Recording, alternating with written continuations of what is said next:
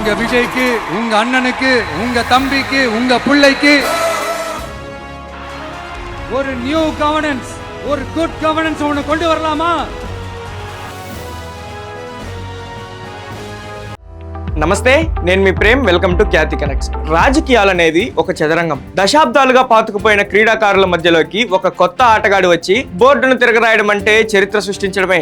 మే 4, 2026 తమిళనాడు రాజకీయ ముఖ చిత్రం శాశ్వతంగా మారిపోయిన రోజు. గత 60 ఏళ్లుగా ఆ నేల మీద ద్రవిడ మున్నేత్ర కజగం, ఆల్ ఇండియా అన్నా ద్రవిడ మున్నేత్ర కజగం అనే రెండు బలమైన పార్టీలు మాత్రమే రాజ్యమేలాయి. ఈ ద్విముఖ పోరులోకి మూడో వ్యక్తి రావడం అసాధ్యమని అంతా అనుకున్నారు. కానీ అసాధ్యం అనే పదాన్ని తన డిక్షనరీలో నుంచి తీసేసి అపారమైన ఆత్మవిశ్వాసంతో బరిలోకి దిగాడు దళపతి విజయ్. ఒక సినిమా హీరోగా కెరీర్ పీక్స్ లో ఉన్నప్పుడు 100 కోట్ల రెమ్యునరేషన్ వచ్చే ప్రాజెక్టులను సునాయాసంగా పక్కన పెట్టి ప్రజాసేవ కోసం ముందుకు రావడం సామాన్యమైన విషయం కాదు. 234 అసెంబ్లీ స్థానాలకు గాను ఏకంగా 105కు పైగా స్థానాల్లో ఆధిక్యం చూపిస్తూ సింగిల్ లార్జెస్ట్ పార్టీగా నిలబడింది విజయ్ స్థాపించిన తమిళగ వెట్రి కజగం. సాక్షాత్తు ముఖ్యమంత్రి ఎంకే స్టాలిన్ తన సొంత గడ్డపై వెనుకంజలో ఉండటం, డజన్ల కొద్ది మంత్రులు ఓటమి అంచుని నిలబడటం, ఇది కేవలం ఒక ఎన్నికల ఫలితం కాదు, దశాబ్దాల రాజకీయ చరిత్రను మార్చి రాసిన ఒక మహా ప్రభంజనం. అసలు ఎలాంటి రాజకీయ నేపథ్యం లేని విజయ్ కి ఈ చారిత్రాత్మక విజయం ఎలా సాధ్యమైంది? తనకు ముందు వచ్చిన లెజెండ్స్ నుంచి విజయ్ ఎలాంటి పాఠాలు నేర్చుకున్నాడు అనేది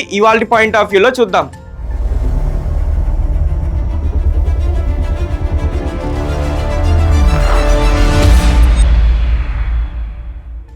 యాక్టర్స్ పొలిటికల్ ఎంట్రీ అనగానే భారతదేశ చరిత్రలో సువర్ణాక్షరాలతో లిఖించబడిన పేరు పూర్చెట్టి తలైవర్ ఎంజీఆర్. సినిమాల్లో ఆయన ఎంత మంచివాడిగా నటించారో బయట కూడా అంతే దాన ధర్మాలు చేశారు. 1977లో ఎంజీఆర్ ముఖ్యమంత్రి అయిన తర్వాత మళ్ళీ ఏ ఒక్క నటుడు కూడా డైరెక్ట్ గా ఆ స్థాయికి చేరుకోలేదు. దాదాపు 49 ఏళ్ల పాటు ఇదొక రికార్డ్ లా ఉండిపోయింది. అటు తెలుగునాట యుగ పురుషుడిగా ఎన్టీఆర్ తెలుగువారి ఆత్మగౌరవం అనే నినాదంతో పార్టీ పెట్టిన 9 నెలల్లోనే అధికారంలోకి వచ్చి సృష్టించిన సునామీ ఒక చరిత్ర.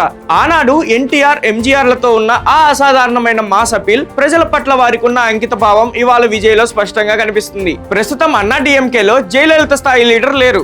ఆ నాయకత్వలేమిని, అలాగే అధికార డిఎంకే పై ఉన్న ప్రభుత్వ వ్యతిరేకతను విజయ్ పర్ఫెక్ట్ గా అంచనా వేశాడు. ప్రతికూల పరిస్థితులను ఒక గొప్ప అవకాశంగా మలుచుకొని అచంచలమైన నమ్మకంతో ముందడుగు వేశాడు. తమిళనాట ఎంజీఆర్ తర్వాత ఆరెంజ్ చరిష్మా ఉన్న సూపర్ స్టార్ రజనీకాంత్ 2017లో ఆయన రాజకీయాల్లోకి వస్తున్నాను అని ప్రకటించినప్పుడు యావత్ దేశం ఉలిక్కిపడింది. కానీ 2020 వచ్చేసరికి ఆరోగ్యం సహకరించక ఆయన వెనక్కి తగ్గారు. రజనీకాంత్ తప్పుకోవడం వల్ల ఏర్పడిన ఆ స్థానాన్ని భర్తీ చేయడానికి విజయ్ సిద్ధమయ్యాడు. వెనుకడుగు వేసే ప్రసక్తే లేదని ఒక స్పష్టమైన లక్ష్యంతో పొలిటికల్ అరేనాలోకి దిగాడు. తెలుగునాట చిరంజీవి గారికి ఉన్న మాస్ ఫాలోయింగ్ తో 2008లో ప్రజారాజ్యం పార్టీ పెట్టినప్పుడు వచ్చిన జన ప్రభంజనం అంతా ఇంతా కాదు. కానీ ఆ జనాలను బూత్ లెవెల్లో ఆర్గనైజ్ చేసే సెకండ్ లైన్ లీడర్షిప్ లేకపోవడం అతిపెద్ద దెబ్బైంది. దీని నుంచి విజయ్ ఒక పక్కా వ్యూహాన్ని రచించాడు. తన గ్లామర్ ని మాత్రమే నమ్ముకోకుండా దశాబ్ద కాలం ముందే విజయ్ మక్కల్ ఇయక్కం అనే ఫ్యాన్ క్లబ్ ద్వారా సైలెంట్ గా గ్రౌండ్ వర్క్ చేశాడు. Education, blood camps, relief funds పేరుతో ఊరూరా యువతను ఆర్గనైజ్ చేశాడు. ఎన్నికల నాటికి అదే ఒక పటిష్టమైన బూత్ కమిటీ నెట్వర్క్ గా మారింది. విలక్షణ నటుడు కమల్ హాసన్ మక్కల్ నీతి మయంతో ఎంట్రీ ఇచ్చినప్పుడు ఆయన అప్రోచ్ మొత్తం చాలా ఇంటెలెక్చువల్ గా ఉండిపోయింది.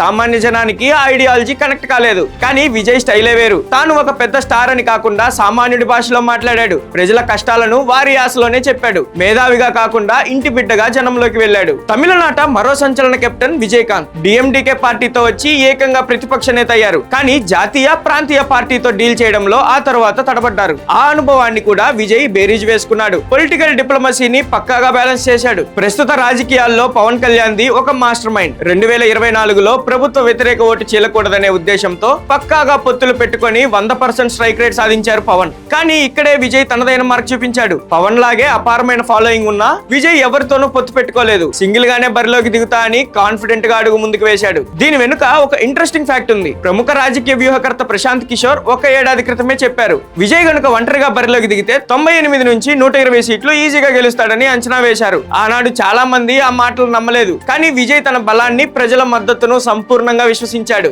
నేడు ఆ వైరల్ ప్రొఫెసీ అక్షరాలా నిజమైంది. విజయ్ స్ట్రాటజీకి నిదర్శనం అతను ఎంచుకున్న నియోజకవర్గాలు. ఉత్తర తమిళనాడులోని చెన్నై, పెరంబూర్, అలాగే సెంట్రల్ తమిళనాడులోని తిరుచిరాపల్లి ఈస్ట్, 2 చోట్ల పోటీకి దిగాడు. తద్వారా రాష్ట్రమంతటా తనకంటూ ఒక బలమైన పునాది ఉందని నిరూపించాడు. తన ఫ్యాన్ బేస్ ని, యూత్ ని మరియు మార్పు కోరుకుంటున్న ప్రతి ఒక్కరిని ఒకే తాటిపైకి తీసుకొచ్చాడు. విజయ్ చేసిన అత్యుత్తమ పనుల్లో ఒకటి ఎడ్యుకేషన్ మీద ఫోకస్ చేయడం. రాష్ట్ర వ్యాప్తంగా టాపర్స్ కి అవార్డులు ఇవ్వడం ద్వారా యువతలో ఒక ఇన్స్పైరింగ్ లీడర్ గా ముద్ర వేసుకున్నారు. వాళ్ళే రేపటి ఓటర్లు, వాళ్ళే ఈ మార్పుకు బ్రాండ్ అంబాసిడర్లని విజయ్ బలంగా నమ్మాడు. ఫలితంగా యువత మొత్తం ఏకగ్రీవంగా దళపతి వెనుక నడిచింది. ఒకప్పుడు ఎన్టీఆర్ సృష్టించిన సంచలనం పవన్ కళ్యాణ్ లోని పట్టుదల, తన సొంత గ్రౌండ్ వర్క్ మరియు తనపై తనకున్న అపారమైన నమ్మకం అన్ని కలగలిపి దళపతి విజయ్ ని ఈనాడు తమిళనాడుకు ఒక తిరుగులేని నాయకుడిగా నిలబెట్టాయి. అధికార పార్టీ 45 నుంచి 50 స్థానాలకు, ప్రతిపక్షం 60 నుంచి 65 స్థానాలకు పరిమితమయ్యాయి. జాతీయ పార్టీలే ఇప్పుడు విజయ్ వైపు చూస్తున్నాయి. రాజకీయాల్లోకి రావడం అందరికీ సాధ్యమే, కానీ వచ్చిన తొలి అడుగులోనే ఆ రాజకీయ రూపురేఖలు మార్చేయడం, దశాబ్దాల చరిత్రను తిరగరాయడం కేవలం కొందరికే సాధ్యం. దళపతి ఇకపై కేవలం స్టార్ హీరో కాదు, తమిళనాడు ఆశాజ్యోతి, నెక్స్ట్ ముఖ్యమంత్రి. ఇది ఇవాల్టి పాయింట్ ఆఫ్ వ్యూ. మరో పాయింట్ ఆఫ్ వ్యూ తో మళ్ళీ కలుద్దాం. ఈ వీడియోపై మీ అభిప్రాయాన్ని కామెంట్స్ లో తెలియజేయండి. Thank you for watching Khyati connects.